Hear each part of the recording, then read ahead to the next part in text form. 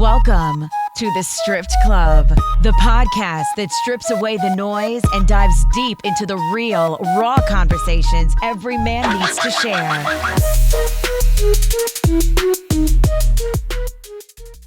Welcome back.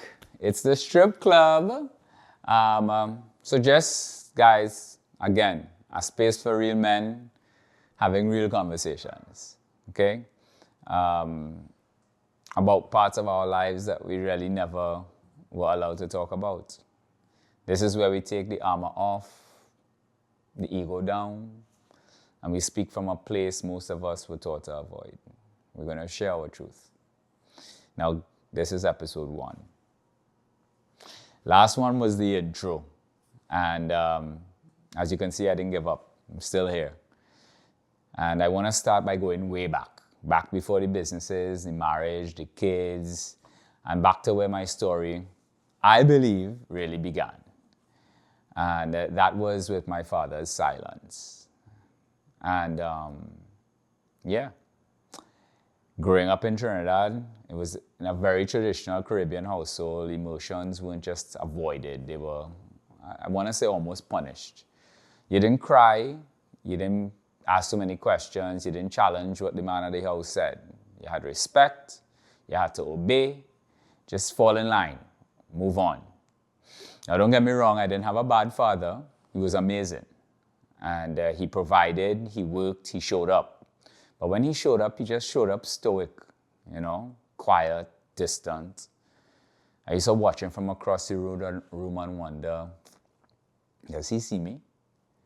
Does he know who I am, what I want? Does he even like me? Or am I just a responsibility? We never had an emotional connection that I wanted, or even knew I wanted back then as a kid.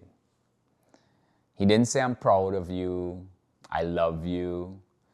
And not because he didn't feel it, because I truly believe he did, but because he didn't know how. And you know what happens when a boy doesn't feel seen by his father? He spends the rest of his life living, trying to earn the validation of others. Now that's deep, and I just found that out. So guess who became that guy? Me. The achiever, the one who wanted to win, be impressive, do big things. Because deep down I thought, if I succeed enough, maybe I'll finally be enough. It followed me to school. It followed me to America when I left home when I was 17. It followed me into every single job, relationship, business, venture. There's a little voice whispering, do more, be more, prove them wrong, prove him wrong. And here's the thing, validation doesn't heal you. It just hides the wound. See, when I became a father myself, everything shifted. The moment I held my daughter for the first time, I made a quiet promise to myself. Actually, I think I said it out loud. I will not be emotionally absent. I will not repeat what I experienced. But let me tell you something. Breaking generational cycles is tough because you're fighting a system that raised you. There were moments when I was parenting on autopilot, thinking I was doing the right thing, but realizing I was still emotionally unavailable in subtle ways. Because how do you give something you never received? Biggest challenge.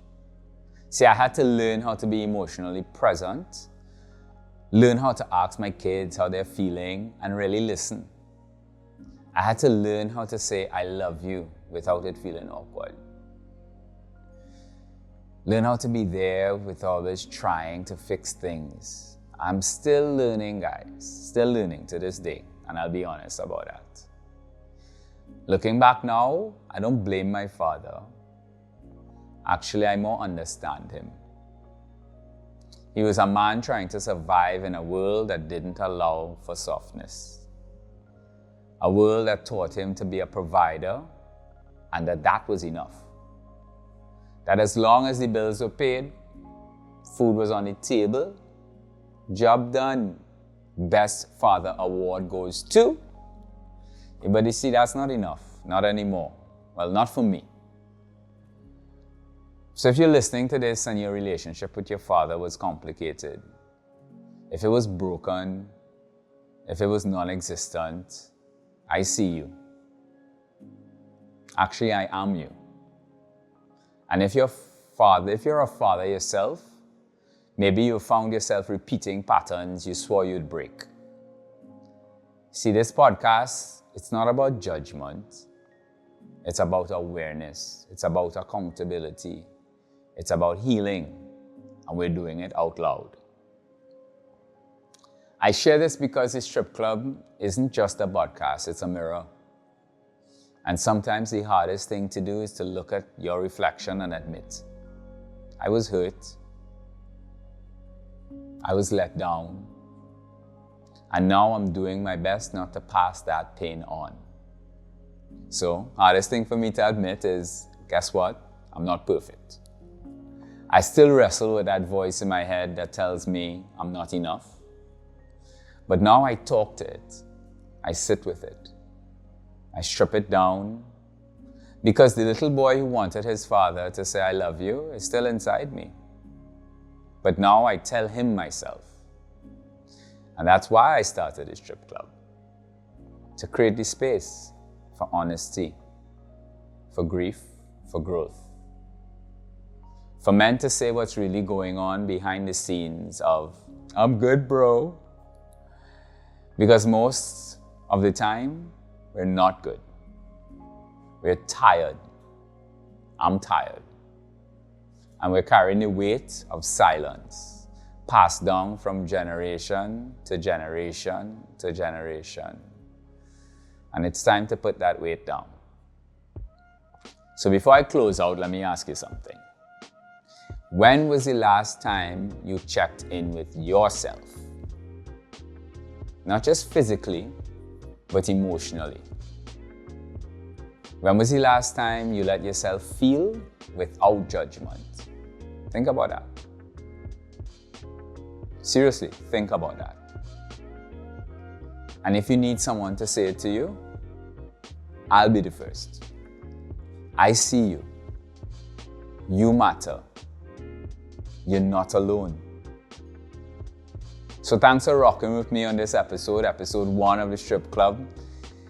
Next week, I'm going to be sharing what it is to feel like when you leave home at 17 with nothing but a dream, couple suitcases, and a little vision.